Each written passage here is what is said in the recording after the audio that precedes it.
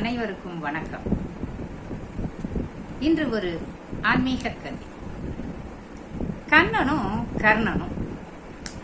மகாபாரத போர் நடந்தது.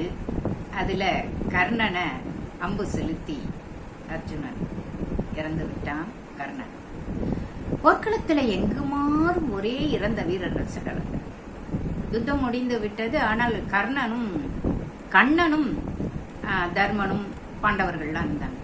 அப்ப கண்ணன் ரொம்ப கொடையாளியான இப்பேற்பட்ட வள்ளல் கர்ணன் இறந்துட்டானேன்னு வருத்தத்துல இருந்தாரு.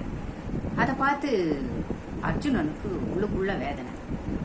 அது என்ன, இறந்தவன் பகைவன், அவனை நினைச்சு நீ என்ன வருத்தப்படுற அப்படிங்கிற மாதிரி உள்ள இவன் நினைப்பது கண்ணனுக்கு தெரியாதா என்ன?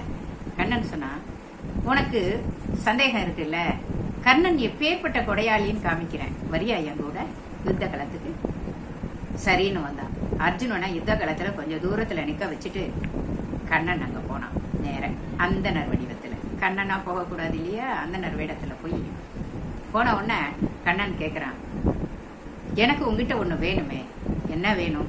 பொண்ணு ஒரு கருகு அளவாவது எனக்கு தங்கம் வேணும். அப்படியா? வீட்டுக்கு போனீங்கன்னா என் மனைவி தருவாளே. நான் இங்க உன்னை கேட்டா கொடுக்க முடியாதுன்னு சொல்லு. வீட்டுக்கு போன்னு சொல்ற. இந்த வயசான காலத்துல எங்கேருந்து உங்க வீட்டுக்கு ஓடணுமா இதுக்கு? அப்படி சரி சரி தரேன். என் பல்லுல கொஞ்சம் கடுகளவு தங்கம் இருக்கு, 2 பல்லுல. அதை எடுத்துக்குங்க தட்டி.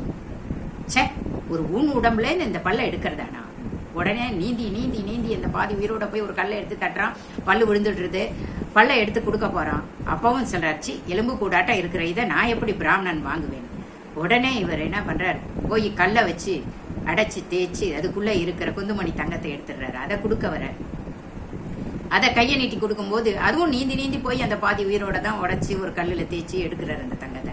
அதை கொடுக்க வரும்போது, சேச்சே, இந்த குருதி கலந்த பொண்ணை நான் எப்படி வாங்குவேன் அந்த நான் அப்படின்னாரு. திருப்பி நீந்தி அந்த அம்பையாவது எடுத்து என்கிட்ட கூட அப்படின்னாரு. சேச்சே, ரத்தம் பட்ட அம்பெல்லாம் நான் தொட மாட்டேன்ட்டார் கண்ணன்.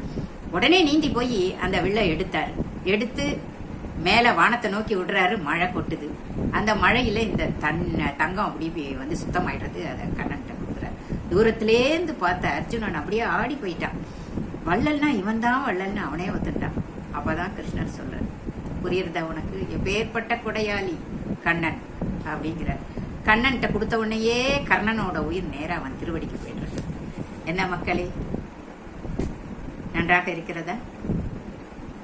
பிடிச்சிருந்தா என்னுடைய சேனலை சப்ஸ்கிரைப் பண்ணுங்க. நன்றி.